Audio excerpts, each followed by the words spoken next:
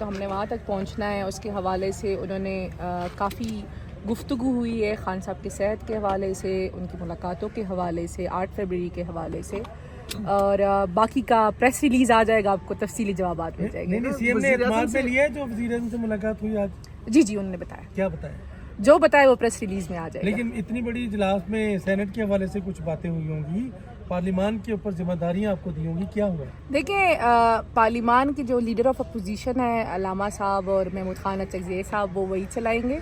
میں نے بتایا نا کہ جن چیزوں پہ گفتگو ہوئی وہ پوائنٹس میں نے بتا دی, آگے پریس ریلیز آ جائے گی. مشال, آپ کا جو بیان تھا اس پہ بڑا وہ کنٹروورشل ہوا ہے جو آپ نے عمران خان کی بہن کے حوالے سے دیا تھا. کوئی پارٹی نے بات کی, قیادت نے بات کی کہ آپ اس طرح کے بیانات مت دیا کریں؟ دیکھیے, میں نے پہلی بات تو یہ, خان صاحب کی بہن میرے لیے قابل احترام ہے, میں نے ان کے حوالے سے کوئی بات نہیں کی. ہاں, میں نے یہ بات کی ہے کہ خان صاحب کی صحت کے حوالے سے ان کو کچھ انڈائریکٹلی کمیونیکیٹ ہوا جو انہوں نے پارلیمنٹیرینس کو بتایا, اور میں نے کہا کہ وہ عوام کو بھی بتا دے.